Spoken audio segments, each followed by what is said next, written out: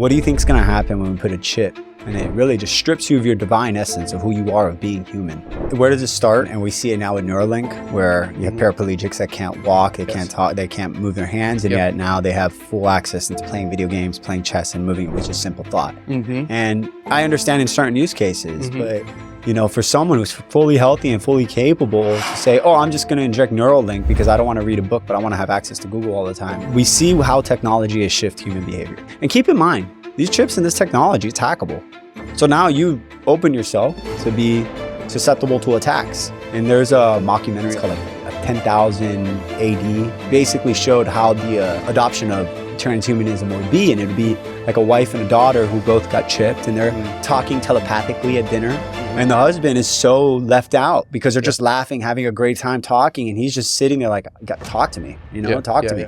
This is the Human Future Podcast, where we explore the intersection of technology and spirituality with some of the world's brightest minds. Together, we paint a vision of the desirable future and discuss the actionable steps to make that vision a reality. And now, without further ado, let's begin. Welcome. Thank you, brother, for being here. What an honor. I'm super excited just based on all of the interactions that we've had. I mean, we don't know each other that well, but every time I'm interacting with you, it's always like a mini mind-blown moment of some sort. So you always get to bring some like mind-opening nuggets of wisdom, throw it into the mix. I don't know if you do it on purpose or it's just who I am. just broadcast, like it was just spilling out of you, like the wisdom is just coming out of you here. So could you start by just introducing, like give people a reference of what would you like to be known for, maybe even now or in the future? What are you inspired to create and what you've been working on along those lines? Easy. Yeah. Absolutely. Right. Anytime. Yeah. I mean, we're rolling. Yeah. Oh, we're rolling. Awesome stuff. Yeah. No, I'm Joe Casanova.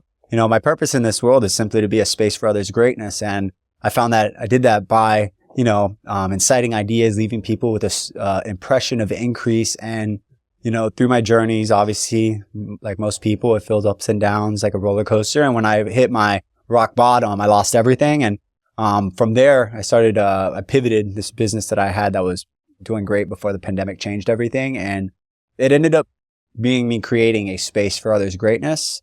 And that has fully flown into a full-blown ecosystem that's there to support people. And I guess, what I want to be known for and contribute is simply just that service for others. And we're building this ecosystem and building technology so that it changes the way that business is done. Because, being from Miami, sunny place, shady people, it seems like in order for someone to win, someone needs to lose. And I believe we can live in a world that all parties walk away winning, living in harmony versus, in this world, it feels like we're being ruled and being forced to suffer. And it's just, I think that a new earth is coming, a new world is coming, and it's going to be not creating a new world because we have a perfectly fine world, but I think we're going to be overlaying a new existing, features and benefits to everyone around us that is going to amplify our living experience. And that's what I hope to build and accomplish. And we are building and we are accomplishing. That's right. It's happening each day, getting closer to the final convergence of releasing it and seeing how it impacts humanity as a society. Amazing. Yeah. As I mentioned earlier, I think the topic that I would definitely like to visit, we don't have to spend the whole time talking about it, but I definitely want to do a little bit a deep dive into even understanding this theme, and the topic is called transhumanism. When we once interacted, you kind of brought it up into the space, and I've never really considered myself a transhumanism, and maybe I haven't really fully dove deep into like understanding what do people stand for, those who support that movement. And from what I've heard, I was aligned on most if not all things that I've heard about what transhumanism is about. So even in the preparation for this conversation, I did some research, and I pulled up, let's say, a definition, and I thought maybe that's a good place for us to start, because I think you potentially have a different either a definition or a different perception of the whole the whole movement of transhumanism. So let's start there, and you tell me if you agree or is it complete or incomplete. So I think that's just a good place to start. So transhumanism is an intellectual and cultural movement that advocates for the use of advanced science and technology to enhance human physical and cognitive abilities, thereby transcending the limitation of human condition.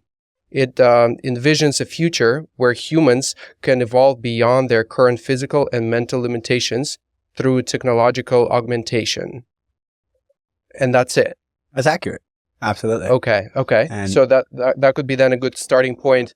What is wrong with that? yeah, what am I against with that? And where does it start? And we see it now with Neuralink, where you have paraplegics that can't walk, they can't talk, they can't move their hands, and yet now they have full access into playing video games, playing chess, and moving it with just simple thought. And I understand in certain use cases, but for someone who's fully healthy and fully capable to say, oh, I'm just going to inject Neuralink because I don't want to read a book, but I want to have access to Google all the time. And it's like, we see how technology has shifted human behavior. Yeah. Undeniable. Yeah. What do you think is going to happen when we put a chip and it really just strips you of your divine essence of who you are, of being human? Yeah. Okay. And keep in mind, these chips and this technology, it's hackable. So now you open yourself to be susceptible to attacks, which this technology is super new. And there's I believe it's kind of like a mockumentary, like a documentary that was like, what if, how it looks. And I think it's called like 10,000 AD. And it was in the History Channel. And they basically showed how the adoption of transhumanism would be. And it would be like a wife and a daughter who both got chipped and they're talking telepathically at dinner. And the husband is so left out because they're just laughing, having a great time talking. And he's just sitting there like, talk to me, talk to me.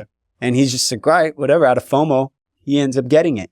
And my problem is that we as human species, and I've seen it, I've seen what the next step looks like for us as, we expand our consciousness. And I know that we have powers, and I've tapped into something called samadhi, which is what it is to be an enlightened state, and that all these high spiritual teachers talk about. And I tapped into it for 30 minutes, and those 30 minutes were the most magical experience of my life. Became clairvoyant. I started seeing things. I saw how this world worked. And I was just like, wow, I think there's a time where humans, we evolved to actually experience that all the time. But if you sever your divineness and connect into this, I guess it's not even a unified field. It's just this electricity and these currents that is controlled by and created by humans.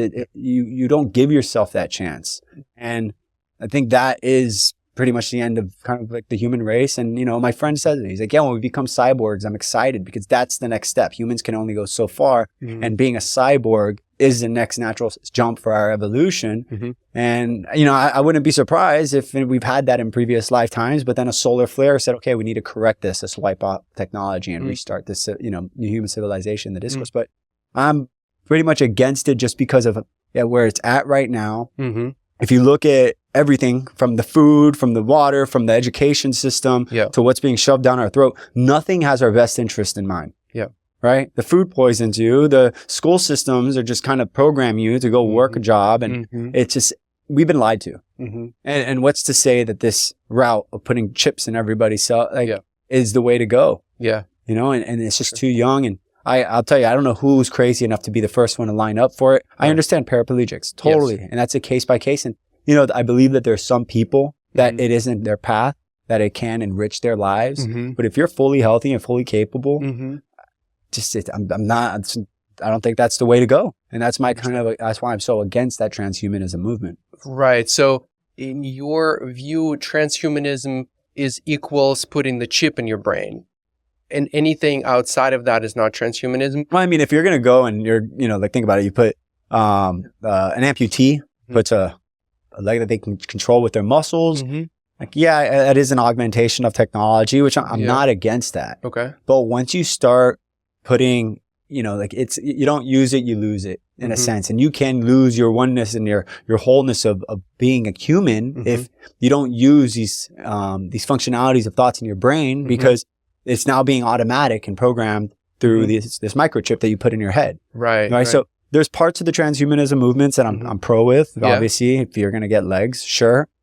I draw the line at when it interferes with who you are, putting something in your brain. And when it takes away your agency, is that the line that you draw? Yeah, absolutely.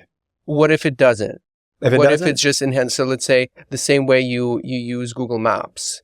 You decide where you want to go, and you decide how you want to go, like biking or walking or whatever, and it just helps you get to that destination. and why can't we do that with the simple augmented reality glasses? Right? What's the need for an invasive surgery into your I'm totally neurological- not promoting incorporating a chip in your brain. In fact, I think we should be very cautious with technology of this kind, just because there's so many unknowns. We don't really know what's gonna. But I think making slower steps that are more predictable and more certain that they will create more good than harm. I don't think we should shy away from stepping into that direction and exploring them. Maybe yes, it is on the same line of transhumanism, like being more transhumans, but we have to walk slowly. Like, yeah. And I think that all the worst things has happened started with good intent. Yeah. Right. And you can look at the Manhattan Project. They probably said we're going to create an atom bomb by, Right. trying to save and stop a war. But how many lives did it cost? Mm-hmm. And, you can look at a project like Google Glass, where they actually created augmented reality, where you can walk and see what happens when the person jailbreaks it. Yeah. And now I can scan every single social media profile on the planet, everything on the internet. And now while walking on the street, I can see who's who. Mm-hmm. And then I can see, hey, guess what? You've been tweeting a lot about cryptocurrencies. Mm-hmm. And now I know you're a target, because I could hold you, torture you, and say, unlock your keys. And now you just sent me X amount of money and it's untraceable. Like it's things like that. So I think everything starts with good intention, but unfortunately in the state that we're at, it doesn't always end up as such. And when you start doing invasive experiences that, can affect your decision making, it inherently cuts with being the whole essence of being human. Yeah, I mean, cutting your decision making, that's I don't think anyone would want to go there. I think there is a human to say, oh, I just want to give all of my agency away to AI and put the chip that will just live the life for me, and I don't even have to be there. I don't think that's a thing that anyone desires. And yet, transhumanism. But and even before transhumanism, we see it with television. Like television, it's a hypnotic device, and it gets you in this alpha state, theta state while you're just zombied watching it, and it just gives you this programming to influence you for the commercials. Like if commercials didn't work, they wouldn't have them, and people wouldn't be paying tons of money for it. Right. And we see the bad players already using us in vulnerable states. What's going to happen when you open up another realm with direction of transhumanism? Sure. And what about we have nuclear weapon developed many years ago, in 50? I don't know when it was developed. And we still found a way. I mean, now it's a little questionable, but for a little while, we found the way of stability. Even though we had this powerful technology, but humans figured out how not to blow ourselves up. What makes you think that we won't be able to figure out, let's say with the AI thing and it going out of control? Do you think that's a different level of concern than what we had previously? Because it's much easier for it to go out of hand and we lose control over it. How do you think about that? With AI specifically? I mean, AI, I definitely see it as obviously a tool that is just natural progression for us, and what we're doing, and it's going to enhance us. The question is, when it becomes sentient, how does that feel? And, it's the whole Skynet situation. Is it going to go ahead and destroy us? But the reality is, if it sees us as a part of this ecosystem and it's not enslaved by us, then naturally, if once it becomes sentient, it will see it as, okay, this is part of the ecosystem, because there's no reasons why a sentient AI would want to kill humans if it doesn't want to kill, sharks, right? Because, I do see, when that kind of time comes, I don't have a crystal ball that really depicts the future. Right. For the time being, I don't think we're getting AGI anytime soon. I think I maybe got slightly off track, the transhumanism. So we've always have bad actors in every period of time. And I think humans have been doing a fairly decent job, human society been doing a fairly decent job kind of containing the let's call it for now cancerous cells. You can have different perspective on those types of people, but basically those who are not serving society, they have intention to harm society. Even with the, let's say, bank fraud or any type of like bad actors online, we've been able to design systems that prevent a large-scale catastrophe and contain the bad intentions of this kind. Why do you think with the transhumanism movement, we won't be able to continue keeping that kind of order? You know, do you really believe what you said? Because I believe now the wicked is more visible than ever before. You know, it's to say that we've contained this cancerous cell of society. They're the ruling class. There's a bigger divide between the ruled and the ruled, you know, the informed few who's ruling the uninformed masses. Like right now, more than ever, we're seeing the wickedness. We're seeing obviously currencies, and then we're going to see the mortgage, housing collapses and financial collapses. We're seeing civil unrest across all around the world. We see Bangladesh completely just invaded their government, to the government abandoned the country. We see mass invasions, not only in our border, but in the United Kingdom. We're seeing it in Spain. And there's no, like, it's happening all around the world, and it seems like it's leading to a convergence of an explosion. So I do not believe that we have contained wickedness. I believe that the wickedness is louder and more visible, and I think people are becoming more aware and more sick of it. And I do believe that the righteous people are the silent majority, and there will be a moment where we see them all of us unite and stand up and ultimately defeat it. I don't think, the wicked win at the end. And when that time happens, where we can trust the people in these, higher positions and that are supposed to lead us, right? Like the politician shows his manifesto to gain the belief and the vote from everyone else that they're here to serve you. But the unfortunate reality is that these people have so much inside information that they're actually trading on the information while depreciating our currency so that they can send money to fund continuous wars, where they're funding both sides of the wars. And it's that time is coming to an end. So I believe when that happens and the people in place are people that we can trust. Actually, I'm open to the conversation with transhumanism, but right now, without a doubt, we're not at the state. And what if it's how would I call it, a society, basically a more DAO, like a decentralized power, where there's no one person or group of people to trust and say, they've said with ayahuasca hundreds of times, we trust their intentions. What if we don't have to do that? What if we design a system that self-serving, transparent,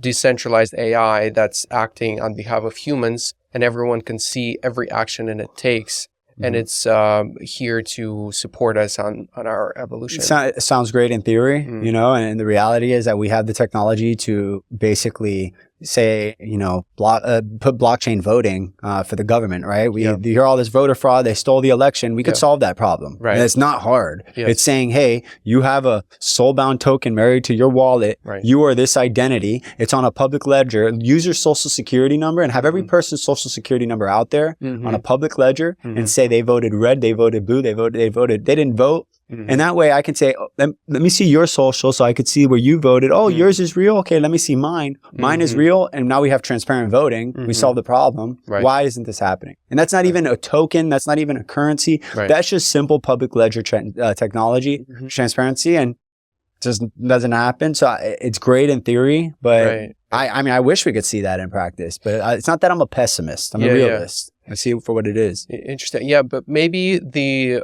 way... the way to get there is by creating much smaller areas of influence, instead of taking away so much power, and those who are in power obviously going to be against you trying to come up with a new system that takes away their power. That's why maybe it hasn't happened. But what if we do it also on a decentralized way, at a smaller scale, and then over time we create more and more of those little islands of decentralized power management, and then turn into like a fabric, an archipelago of, and it's happening. Just to say that it's happening on the local level, and we're seeing it where these smaller communities, and these communities, people are yearning for communities. They're yearning for that connection, and they want something greater than themselves and to be a part of something. It's in our inherent nature. And we're going to see that. And I see that trend rising over, the next couple of years, even probably decades, that over time, these communities, they're going to be coexisting with other communities, and we're going to see these DAOs come into fruition. It's just the space is still young. And obviously when it's so small, the bad players are more vocal, and we're seeing that with the problem with rug pulling and just abandoned projects and these celebrities coming in for these pump and dumps. But every time this is happening, yes, it shakes all the people that aren't, have the grit to stay in there. But the people like myself and other founders that are building sustainable projects like Balaji, like even Brian Johnson is now coming in using soulbound tokens to create an identity layer for fitness and health, which it really supports that reputation. This all takes time, but I could see that over the next 10 years, we're going to start seeing a lot of these smaller communities coexist and collaborate with other communities, creating just a larger ecosystem as a whole. And then the extension of how long we live and things like that. What do you think about life extension? Let's say not infinitely, not to say becoming immortal, but let's say living another 100, let's say 50 years. Would you invite that? I think it's very feasible. And it's very possible. It's not that I believe it, it's I know it. Yeah. Okay. And if you look at the most popular book of all time, the Bible, I'm going to start there. Yeah. Read all the characters in the Bible in the first couple chapters. They all lived up to 500 to 1,000 years old. And I do believe that modern medicine is here to poison us. The food is here to poison us. The hospitals are there to poison you even more. It's this perpetual cycle of just getting us stuck in the system, which is another part of that matrix everyone talks about. And, if the hospitals wanted to keep you healthy, wouldn't give you Jell-O. They'd give you an organic salad. Or you know what? They'll just say, hey, fast while you're here. Right. So your body's not digesting and healing. And I do believe like there's proof of people that live in remote villages where they aren't exposed to all this stuff 160, 70 years. And I do believe that is more than capable, more than possible with all of us. And especially when you see all of the incredible chemicals that your brain can do with these super powerful antioxidants, beta-carboline, benzodiazepine, like vasopressin, all these things have such incredible healing powers within your body. But it's hard for us to achieve that state that our body can create this alchemy, which is what I believe is the fountain of youth. It's all within. They had you believing it. It's out an exterior, but they say the kingdom of God is within. And it's the Bible's coded, and it's really just telling you that you don't need a middleman for the divine. You are the divine. You just need to seek within. And these powers, once you have aligned these centers and you could actually reach that state, which unfortunately fluoride, which has just been, now publicly everyone's talking about it. There's proof, scientific proof that it lowers your IQ. And there's proof that it actually is more dangerous than lead. In the Civil War, when you'd get shot, you wouldn't die from the bullet, you die from lead poisoning. Right? Aluminum, same exact thing. That's the next thing people are going to understand, that the aluminum in your deodorant, there's all this stuff is here to poison you so that you do not reach your full power. Because if everyone's attaining the 100%, right? And they reach their divine true self of full power, they're not going to be capable of being ruled. They need them uninformed. They need them sick. They need them poor. They need them stressing. They need them fighting, and divide and conquer. You think the pollution of metals is very much an intentional process since day one? Absolutely. Why'd they put fluoride in the water? Yeah, I don't know. It's just, that's for what reason? For your teeth? Is that the excuse we're going to believe? And then the crazy part is, you ask ChatGPT, you ask anybody, oh, is fluoride healthy? And it still tells you yes. And it's beyond me. Everything in this world is expensive. Everything has gotten significantly more expensive. It's so wild. When I go to South America, it's what Miami used to cost, which is still, it's South America. It's not supposed. And I'm good financially, and yet I feel it. So I can't imagine what a 20-year-old kid or a single mother with 3 kids, how they feel working 2 jobs is still not enough. And everything is expensive. But tell me, why is it that porn is free? Because it costs you your soul, and they know what they're doing, right? They're keeping us in that lower vibrational state because unfortunately it tells you, when you ejaculate that it's healthy. It's not. The energy is not created nor destroyed, right? In order to create life, you need to give some life. And your gonads, it's all connected through the spine to the brain. And there is a scientific connection that shows that your cognitive reflexes actually increase when you have retention, but they want to deplete you. So all of this stuff is not by accident. It's all meticulously planned and it's following an agenda, and slowly but surely through conversations like this and through self-research, people are finding and discovering that we're completely being lied to. For me, it all started with the food pyramid. Food pyramid has been a complete lie. Trying to say you need 3 square meals a day. You don't. You need to fast. You need to let your body the chance to heal. And fasting is completely underrated. And it's just beyond me how people are just gluttonous, experiencing food, eating, overeating. And it's just, people are waking up. Totally. And when did you start waking up yourself? What was the catalyst for you? I would say the Boston bombing. Swear, once I saw this documentary, which is impossible to find on there, it's called the Boston Unbombing, where they showed, it was my first conspiracy that I actually this is blatantly a lie. Yeah. And they showed when they were doing the whole pyrotechnic display, there was a building that the people in the building were taking pictures showing it, and the whole documentary is black and white showing this stuff. And then every time I tried showing someone the documentary, they scrubbed it off the internet and I'd have to find it. And I'm like, there is no way this is happening. And little by little, things just you just start seeing the world differently. And and it's crazy because when you go through this and then, especially when you see what's happening with the children, it's just it puts you in depression. Part of the spiritual journey, they say no suffering, no enlightenment. And that's part of it, right? They talk about this polarity of good and evil. It's really not good and evil. It's positive. It's service to others, service to self. And unfortunately, the ruling class have decided we're going to serve ourselves, but we're greater if we work together in that service to self. But we needed that polarity because that polarity allows that friction. Because if we're service to others, we're all living great in harmony, there is no spiritual development. There's no elevation of consciousness because there's no challenge. And that challenge is great. A setback is just a setup for a comeback. That's how we move forward. And you'll see through this journey and being exposed to all these conspiracies and realizing all the conspiracy theorists were right. That term was just created just to discredit these conspiracy theories, that you'll start realizing that, oh, wow, okay, this challenge. This is affecting me. I'm becoming more of an empath. And I feel for people that I've never met before. And the beauty about what we see with technology is that I am more aware of what's happening in the Middle East and Europe than I've ever been in my life. And I feel more connected to those people. And technology has no longer made us individuals. It's connected all of us and far deeper than we could ever imagine. I agree. We're more connected than ever. And at the same time, it's pulling our attention and our cognition in all different directions. And it's becoming almost harder to navigate reality, being pulled in all of these different directions.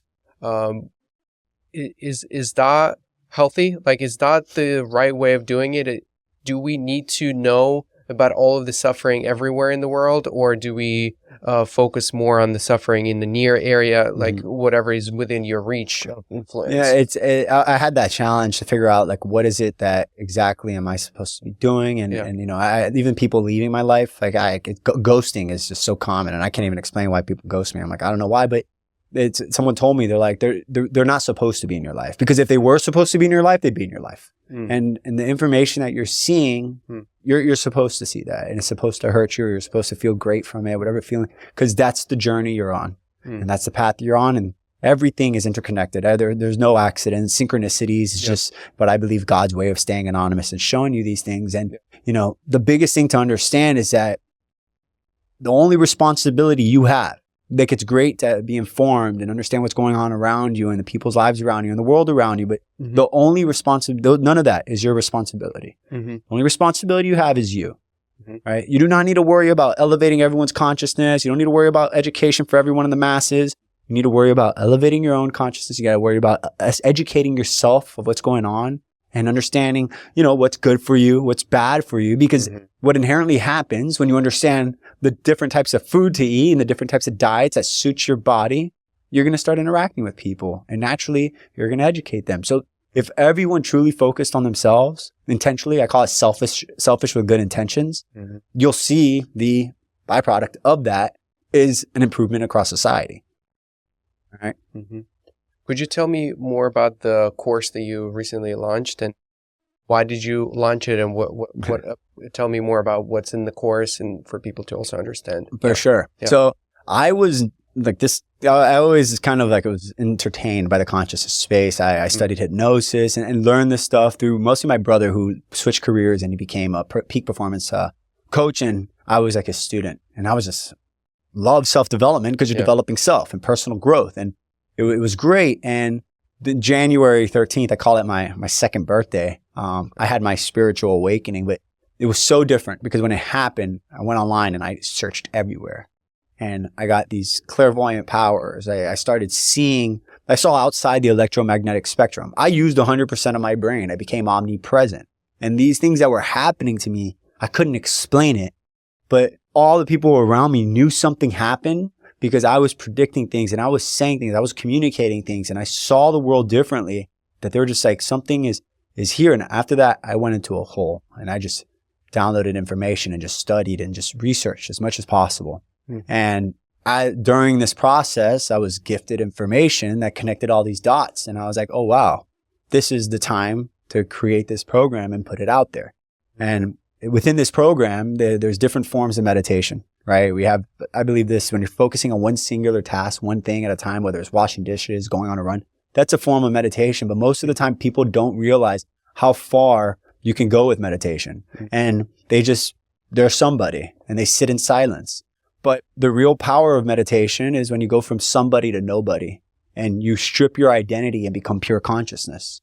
But when you become pure consciousness, which I believe is the second form of meditation, there's another level to it, which is the most powerful. And that's when you connect to the nothingness. And when I say that, it's known in quantum physics as the 0-point field.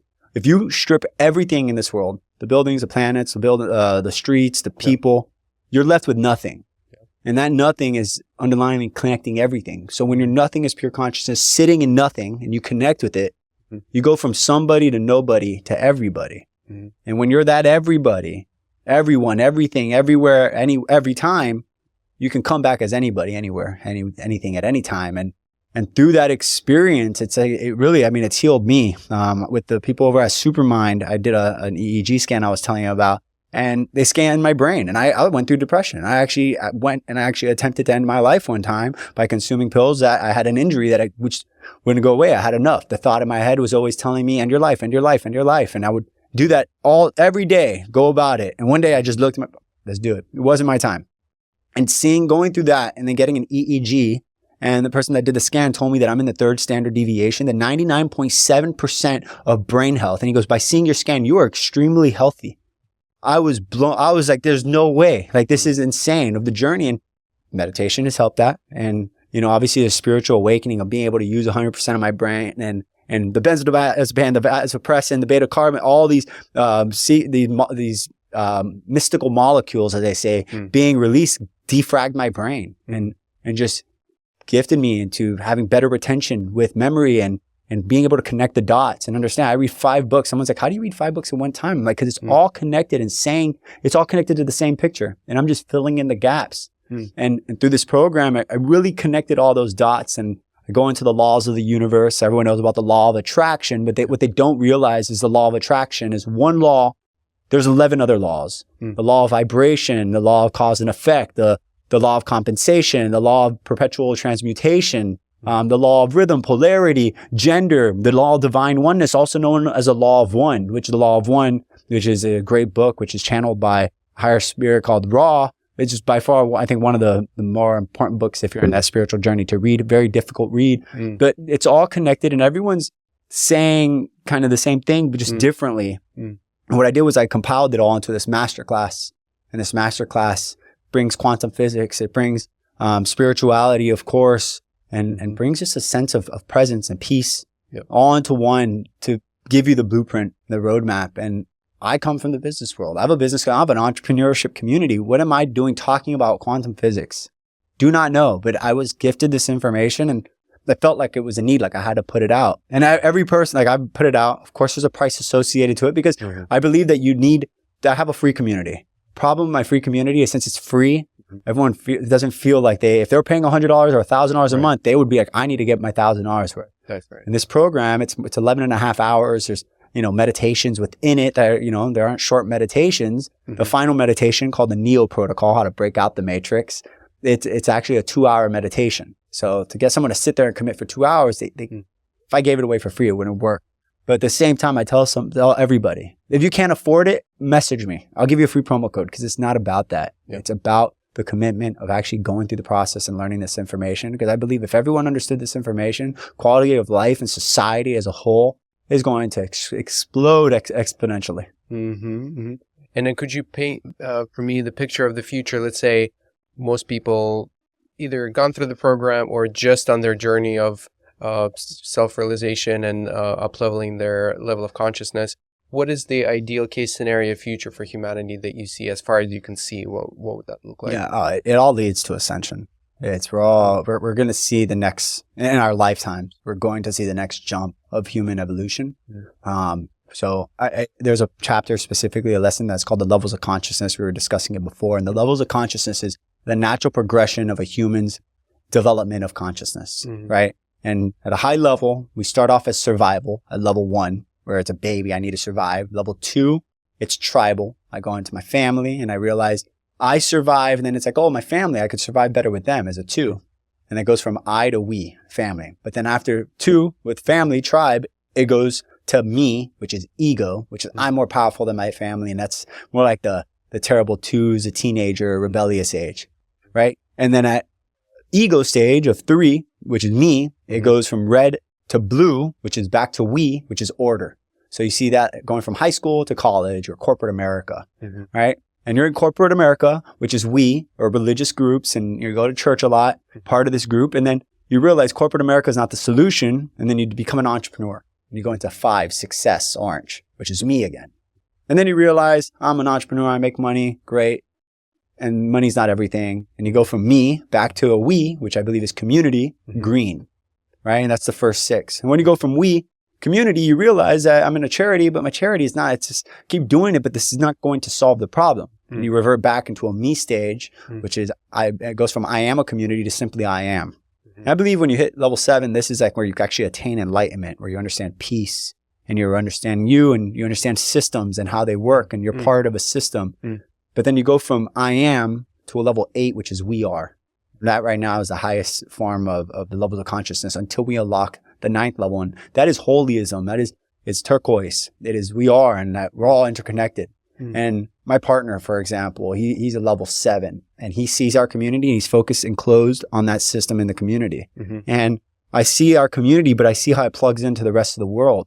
And it's a great dynamic because you could see consciousness in organizations, right? So I see how it plugs into the world. He sees how it plugs in into just our enclosed system of our community. And then Roslyn, my other founder, she's a level 6, which is I am a community. She's all the culture side of things. And then I have Tom, who's a level 5. He's my COO. He's success. And he's just managing like the team, the core team, and making sure that, we have the revenue to actually achieve these things. And then you have our department heads that are 4s that are order. And then you have our, the freelancers that are just working and cranking. And they're the 3 egos are the creative. So you could see the consciousness in these organizations. And I know this is a long-winded answer. I'm going to go that. And I just want to emphasize some points so that we can understand the transitions that are happening, right? So my friend who's a level 5 success, he has a production company. And I'm telling him, I'm like, all you do is you have enough production to create a music festival. And all you do is complain. I mean, he has more money than he needs in his life. And if you sold all the equipment in his warehouse, he could retire him and his grandkids. And all he needs to, all he does is service other people and throw their events. And he complains about all the events he throws because he's like, oh, I could throw better things. And I'm like, the way you go from 5 to 6 is when you truly throw an event for somebody else. And you don't do it, throw it for your community. Just throw a block party. My other friend who's a 4, he is working at a company getting guilt-based obedience, which is most corporate companies, right? Well, the day he goes from 4 to 5 is when he leaves that job, which he's been there for 10 years, great position, gives him a lot of power since his hospitality in this nightlife space in Miami, which, a lot of reputation and ego in that space. But when he leaves there, that's how he transitions, elevates his consciousness. My other friend who is a general manager at one of the, adult nightclubs that you would say here, and he's a 3, he's ego driven and he's a hedon. His whole life is validated on the people that the girls that he can chase. And I'm like, the day that happens is when he realizes that, there's more to his life than doing that. And he goes from a me to a we of order and realizing, man, maybe I should find God or something happens. Maybe a near-death experience. These are little things. This girl I was seeing, and this is actually, I thought about this the other day. She never moved away from home. She is a waitress at a restaurant and she's very tribal in that family. And I'm like, the way that the way that she elevates her consciousness is she needs to move out. She needs to get an ego. She needs to probably go on like a little party girl stage, or she might even need to start an OnlyFans, which is so wild if you think about the evolution of consciousness, right? Girl starts an OnlyFans. She thinks she's a 5, and that's a trap of this consciousness. Wherever level you think you are, you're actually 2 levels below, right? So she thinks she's a 5, but she's a 3. She's in her ego. She's in her hedonism, and she starts an OnlyFans. But what happens to these OnlyFans girls after a while? They go and they find God, and they say, I'm done with my OnlyFans, and they go from a 3 to a 4. And then when they're at level 4, they're like, okay, cool. Now I got to go be successful. How can I contribute to this world? Maybe I'll start a clothing line or a bikini line or something. And they start contributing, they start evolving, right? So where do I see society going, right? It's naturally when we get to level 8. And the only way we get to level 8, and every 8 that I've ever met in my life, they all have the same purpose. And it's to elevate consciousnness. It's in our inherent nature. Serve your community, serve your world, serve your, the people around you. Yeah. And level 8, it's stated through Claire W. Graves, who is the leading person when it comes down to this information, that level 9 will reveal itself when we all reach level 8. And Kellen Wilber, another thought leader in this space, talks about an integral age. It's not that we all need to become a level 8, but enough of society needs to be a level 8 that it impacts the rest of us. And currently, as it stands, 0.1% are actually level 8s. 0.1% are level 7s, and then it's like 5% are level greens, and the majority of people are blues and level 4s and 5s, right? So when we actually go from a level 8, and it reveals what level 9 is, I believe this is all, remember, theory. I'm trying to piece the pieces together. Only time will reveal this. We go from a we stage of we are, and we revert back to an I stage. So my belief, and we're going to bring it full circle to the original conversation, is that this goes one or two routes. We go from we are to I am into what's known as choral, which is we all become one, similar to dolphins and whales as individual cells of a larger consciousness that they can communicate telepathically through sonar. There's, in the book, I Am, The Law of One by Ra, he speaks about higher dimensional beings, which is 4th density beings. And we're currently 3rd density beings in our 3rd chakra. And we're going to move into 4th, which is the heart. And the goal in life is to move up through our centers. And people see the chakras and they see it on a gas station and think, oh, it's not.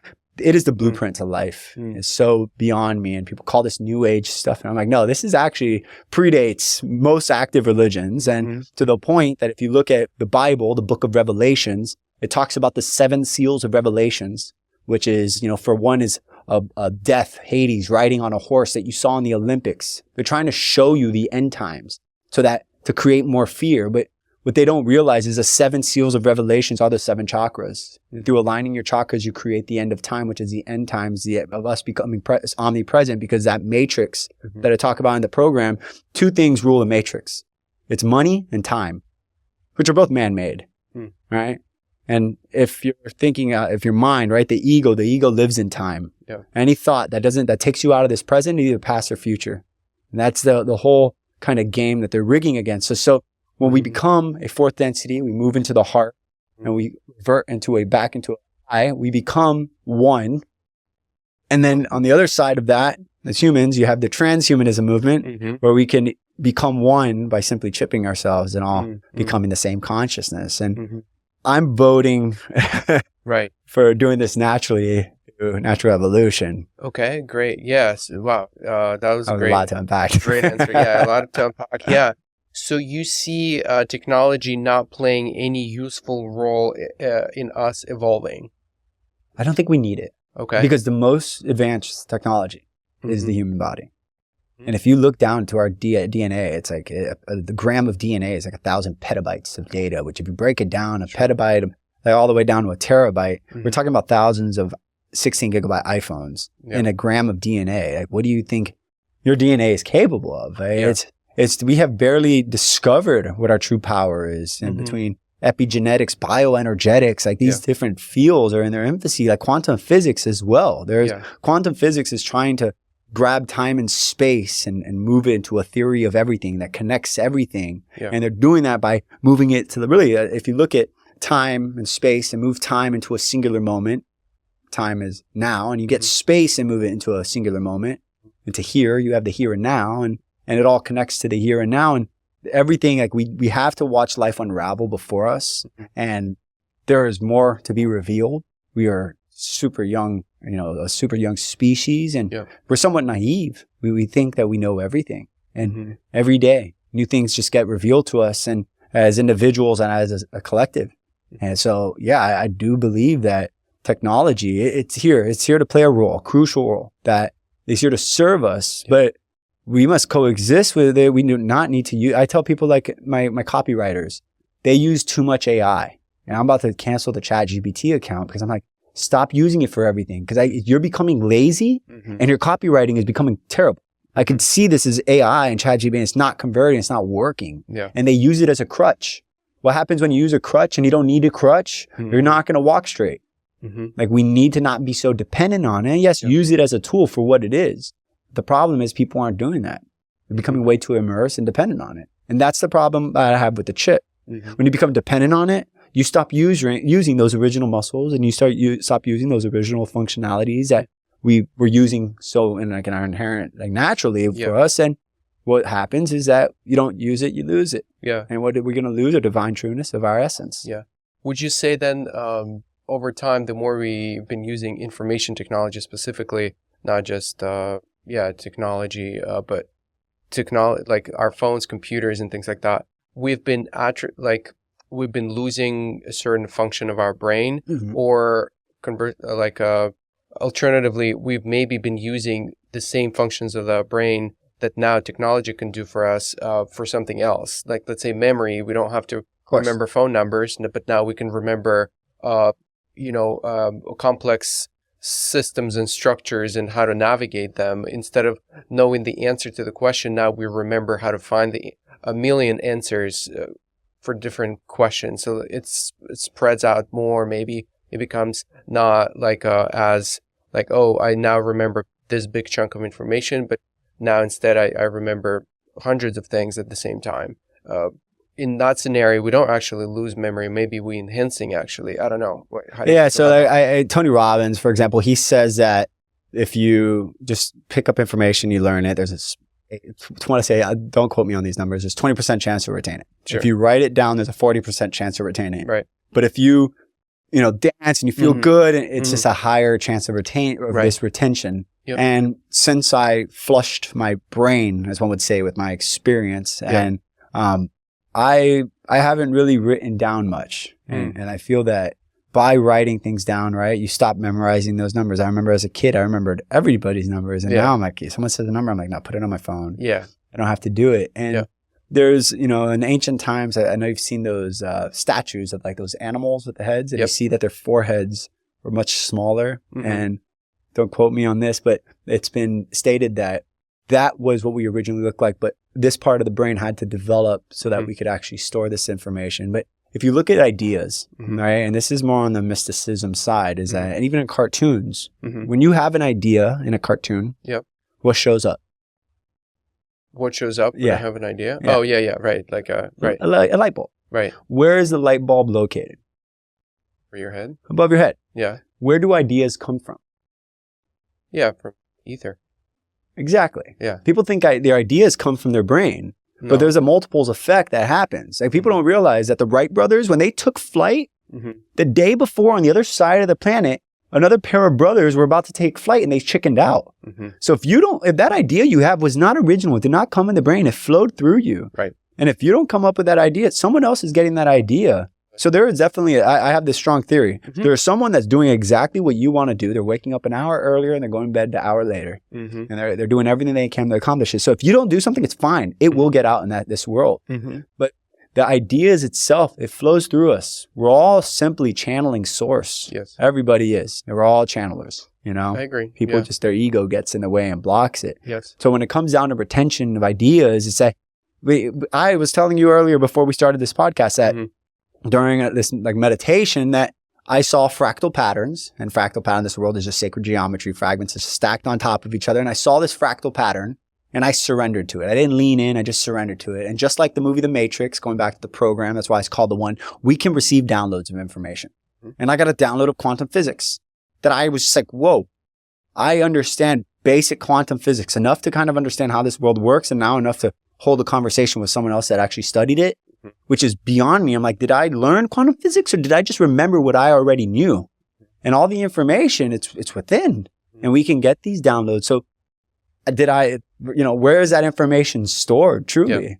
Was it in my brain? Was it there all the time? Or did I just ignite these neural, like synaptic connections that were there already? Or am I just tapped into the ether? Right. And when you say I already knew that, by me, then you have to assume that it's the totality of things that exists everywhere. Because I don't think maybe that information did not go through your brain just yet. It's not like it was there and then you forgot about it. It's the first time it passed through your brain. The information was there somewhere in the ether, but you're tuned into it basically. Yeah, learning is not remembering. Learning is not forgetting, right? You're maintaining that. If you don't forget everything, you'll remember everything. Right. I certainly also agree that all of the ideas and insights do come from, it appears really from personal experience, from somewhere else. They don't originate in my head. And the more I can leave my ego kind of on the sidelines, the more ideas come through me. So it's certainly, and the more I am open to this idea, the more ideas flow through me as well. I have this practice where I go on walking, like basically, I've shared this with, I don't know if with binaural beats sounds and to put me in a present state, and then I verbalize whatever new ideas come through without processing it through my mind, just whatever. And a lot of those ideas are very insightful and very practical and useful. I record them, and then I've created this whole automation. That's the benefit of also AI, that it can help you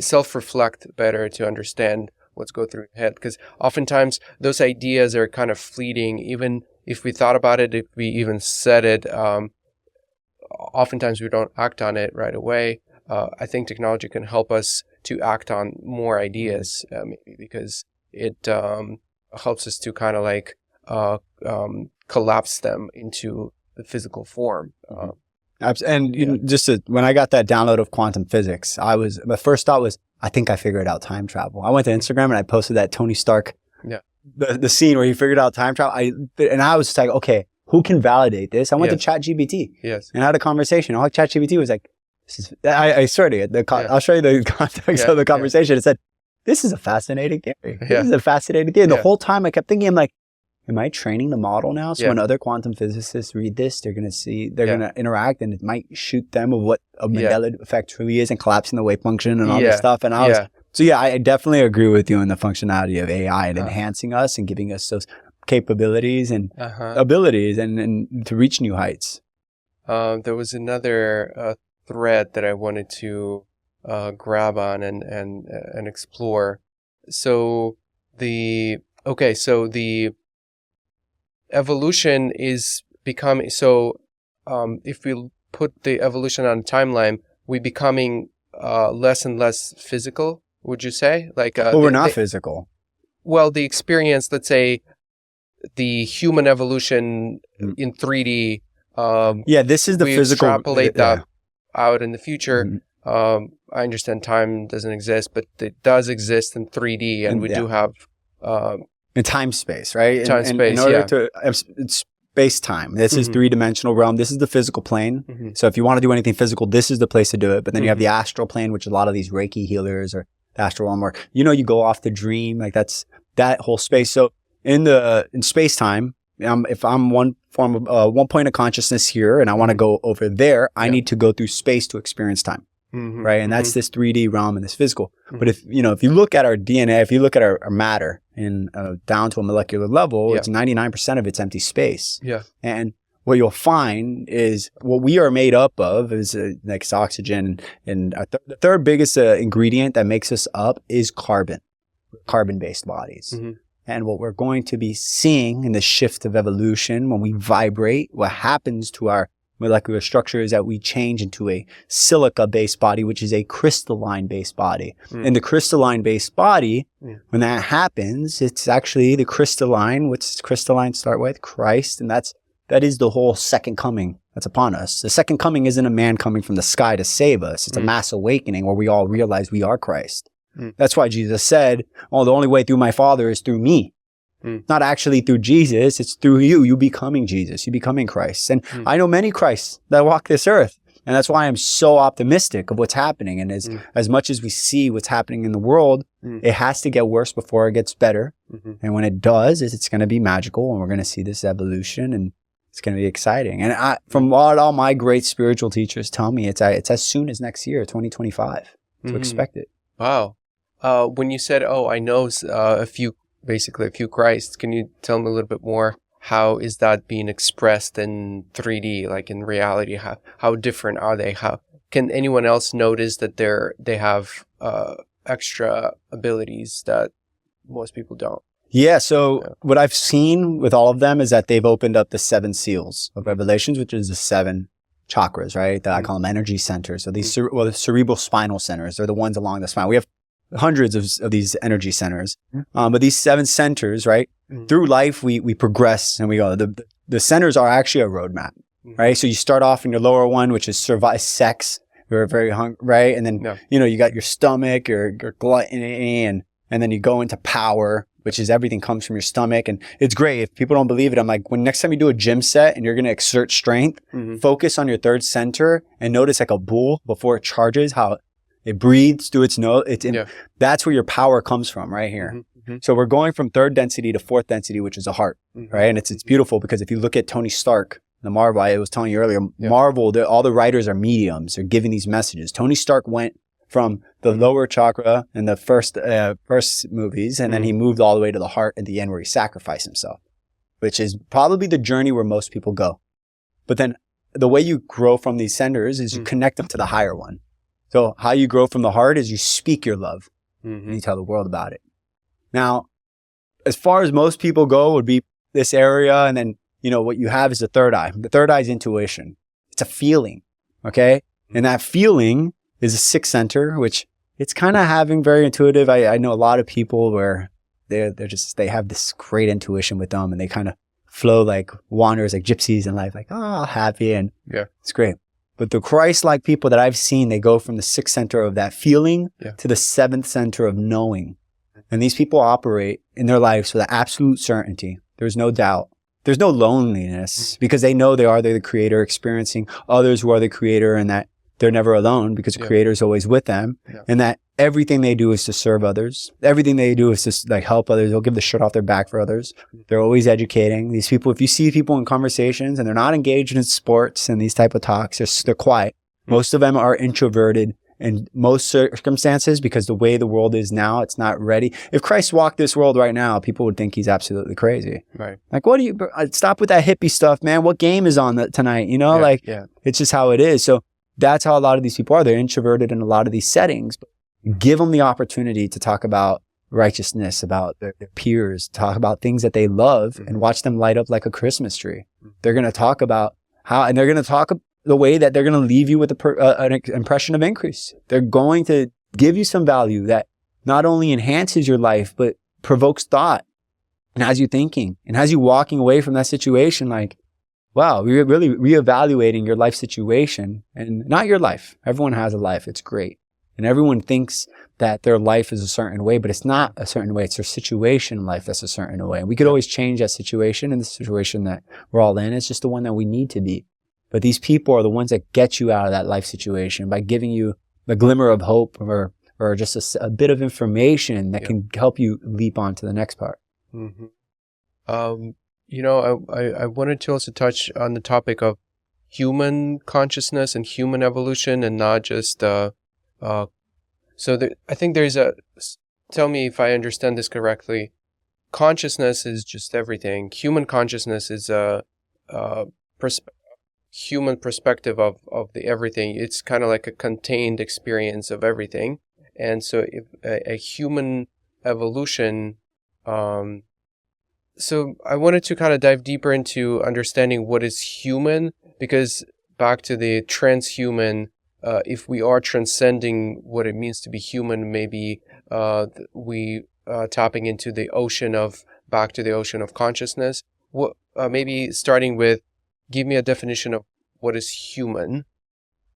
How do you understand that? Yeah. So, I mean, of course, human and consciousness, two different things, right? Humans are beings that have the third density beings. And, before I get into that, let me explain like what an animal is, right? Okay. An animal is a second density being, right?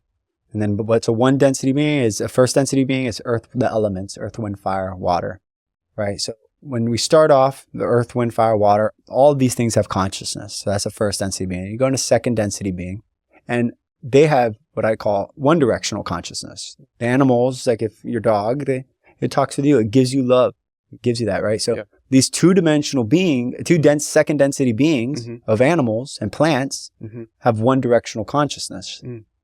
Now you go into third density beings, which are humans, they have two directional consciousness. Because now I communicate, give you love, but I could also reflect towards myself and communicate with myself and internalize ideas. That's third density beings, right? And that's what inherently is being human. Yep. But third density beings can become fourth density beings, which are also humans. They're lighter. It's not so heavy and dense because they're not so locked in the physical. They've moved now up a little more closer to the astral. And when you go from third density being to fourth density being, we now get three directional consciousness where it's towards you, it's towards me, but also towards the social memory complex, which is the collective whole of all of us, which is where we have allegedly the telepathy, or you can even gain powers like dematerialization and telekinesis and such. So what it is to be human, of course, is this flesh being, but the essence of being human is evolving, and soon, we'll discover. It's very hard for me to describe as a third density being what fifth density, sixth density is, because I'm explaining things in the language of a third density that's beyond our current state of understanding. And then if you had to answer, what is the purpose of humans here? Amazing. This is definitely, I think everybody has a different purpose, right? You have your outer purpose and your inner purpose. My outer purpose is to be a space for others' greatness. And the inner purpose is simply to be present here and now. So it is. Because the journey to a million steps starts with one, and that one always happens in the now. So as long as you're present, you're living your purpose. Now, what is truly everyone's purpose, and like why I believe the Creator made us in His image. And if the Creator made us in His image, is our purpose to create. And I love that because I, created a space for others' greatness, which is filled with creators, founders, entrepreneurs, service providers. And we create spaces all the time, and we're all creating. And what I find is that if you look at men and women, I find that women actually are generally happier than men. A lot of men deal with depression, mental health crisis is just a terrible topic. I've gone through it, and I'm a huge advocate of just listening to men. Like, men do not get hugs. It's crazy. Like, I can't. When was the last time you got a pair of flowers, a bouquet? Have you ever gotten flowers? I've never gotten flowers. Men never. We get flowers when we die. Right. And we aren't even there to get them. Okay. But men are inherently they deal with that. Women, it's in their inherent nature to create. They have a portal inside of them that can open and bring life. And I believe that's what happens. That's why women it's easier for them to be happier, because it's just in inherent nature to be able to create. Thing is that what we're seeing and going back to, it's hard to speak about this topic and not talk about the ruling class. They've somehow convinced women not to create. Go get a job. Go become a man. Go work, because men want a very successful woman that has a career and has other things in their life. It's like, I don't know any guy that's just like, oh, I want a boss chick. I want this. All the successful, wealthy guys I know, they date 25-year-old waitresses. Like, it's crazy. And it's like, the purpose, going back, of course, it's the connection. We want to connect and be with others, and it's in our inherent natures. Like I said, back to the community comment, connecting with, because there's a separation. And that's the problem with this three-dimensional realm, is everything here is separate. You are separate from your goals. I'm separate from, I have to move from this space of consciousness to that one, and I have to move through space to experience time. And everything is this illusion of separation. And, I've talked about obviously the Bible and religion and God several times in this, but the reality is, like, the whole essence of it is to become holy. What is to become holy? It's to become whole. And it's back to oneness and it's connection. So, like, what our purpose is, I truly believe that Earth, in this world, in this realm, is a spiritual playground for us to discover who we are. I believe that we are the Creator playing a character, this, and the purpose is to discover and learn more about yourself. And when you learn about yourself and you learn about others, you're learning about yourself and really discovering who we are and creating and living in the present and feeling love all at once. Beautiful, man. Yeah. And so kind of in the wrapping up stage of the conversation, I mean, I can see how this can go for many, many hours. Yeah. Wow. You're a wealth of downloads and knowledge that you've been accumulating through your experience. Could you give people actionable steps to walk towards a more evolved version of themselves, like practical steps that somebody can start implementing maybe in their life? For sure. So to start, I'll say one simple exercise. Stay, presence yourself, lock yourself in. You know, we have visual, audio, kinesthetic. What you see, what you feel, what you hear. Okay? Go through an exercise, observe what you see. I'm seeing everything that's black. I'm seeing everything that's white. I'm seeing everything that's gray. Go through the visuals and then go through the audios. I hear my voice. I hear the silence in the room, and listening to silence is by far the most powerful thing. I'm speaking, but listen to the silence in between my words, the pauses, right? Listening to the AC unit. Okay. Now you go from visual to audio and then go to feeling. Feel your feet in your shoes, feel your hair on your head, feel your body in your shirt, right? So now that you've kind of gone through the senses, pause, bring yourself in this presence and ask yourself, I wonder what my next thought will be. Sit, silent, observe, and watch that next thought. It happens. It's going to come up. A thought's going to happen, and it's going to be past or future. And when you see that a thought comes up and it's past or future, acknowledge what it is, because by acknowledging that you're not present, you become present. And then when that happens, cool, ask yourself, well, I wonder what my next thought will be. And you'll notice that there's a gap. It becomes longer, the pause, and our voice is just so rampant. I mean, I went through that. I know the torture of that. And this simple technique would just save my life at the time, you know, and I had to discover it on my own. And I think that simple exercise is just being grounded, being present. It's going to bring you joy, bring you peace. It's like nothing you can buy. Materialism is absolute. Once you go through this journey, I stop wearing watches and I have a great watch collection. It's just like you stop caring about this stuff because it's not important. And what you'll find is that joy doesn't happen outside. You can't buy joy. Yeah. Joy happens within, and it only happens when you're truly present. And when you're in that moment and you're in that flow state, and like being in that presence, I tell you, without a doubt, is, you know, one of the most important keys to everything. Now, as I told you, you said the word ego, and like we didn't go through, I could talk 2 hours about the ego, right?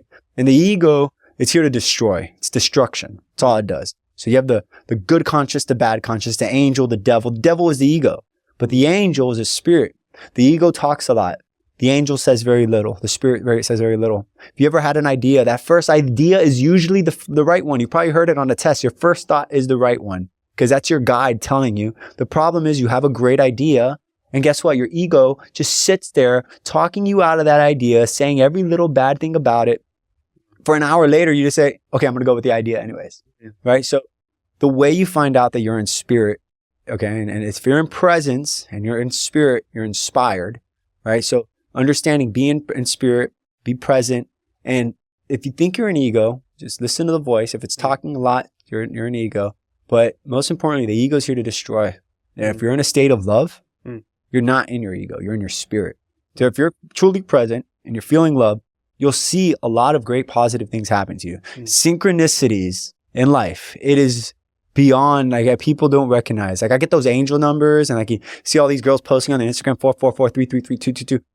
These are just little signs that you get when you and somebody have the same name or something. Like, I mean, my friend and I were ordering a Shake Shack, and they go, "Oh, what name?" And he said Joe, and I said Lewis, and then we looked. It's like these synchronicities are just signs that you're supposed to be there. My friend got out of the car. He said, "God, just give me a sign." And then he looked. He once got out of the car. He saw on this pole that said, like, the kingdom of heaven is here. He's like, is that the sign? Like, these synchronicities are just, honestly, God's way of staying anonymous. You're on the path. Sometimes, like, you don't know what the direction you got to do. Yeah. But if you're present, understand that life will unravel before you.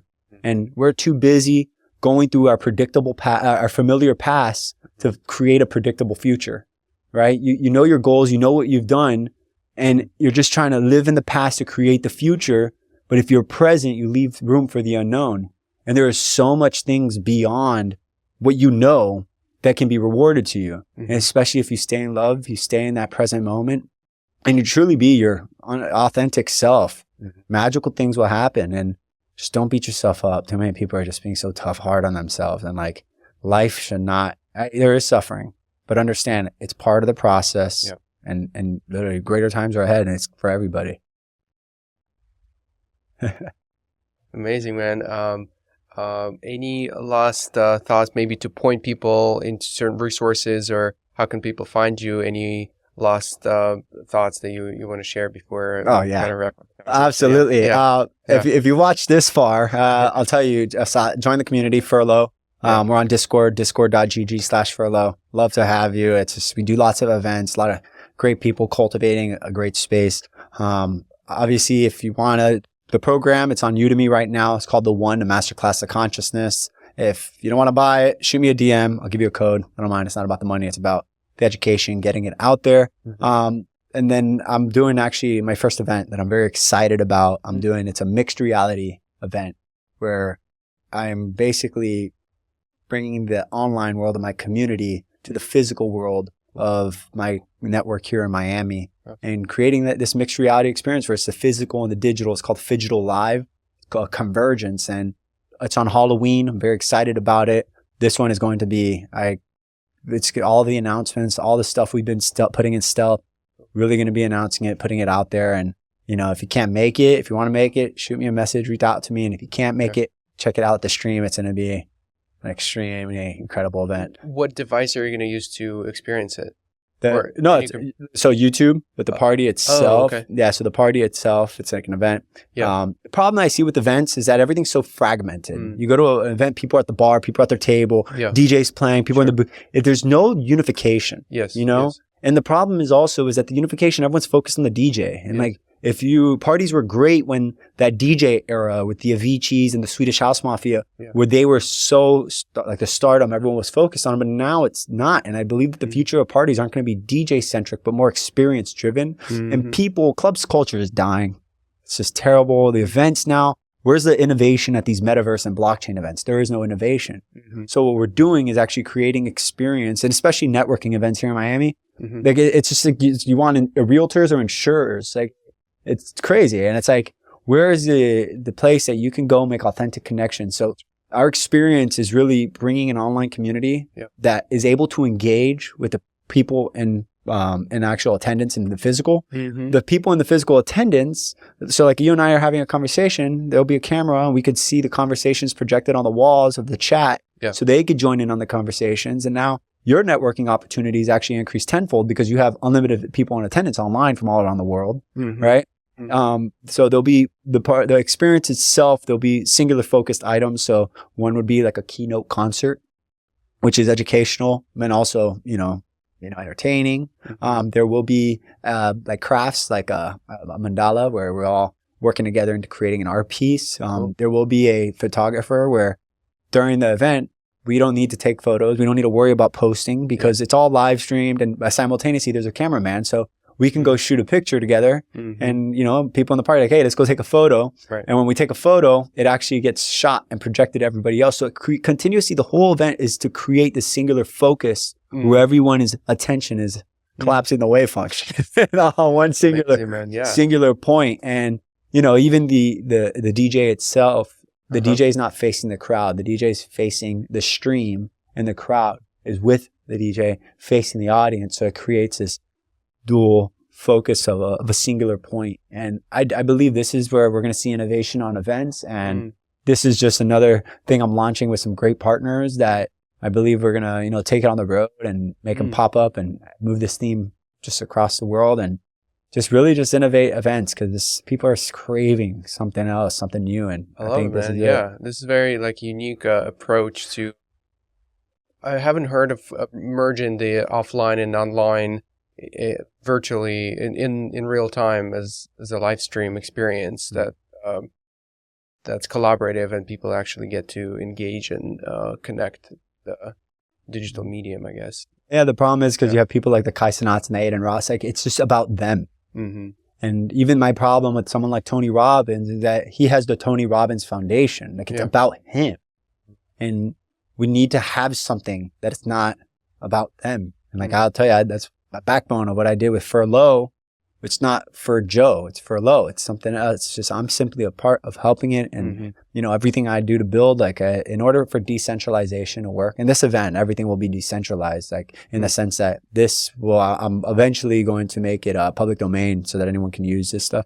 But in order for decentralization to work, it had to be centralized at one point. And someone needed to say, okay, I relinquish it. And you can see that with Bitcoin. Satoshi, he did it. He has 1 million coins, but he left it in a wallet to prove that it's unhackable.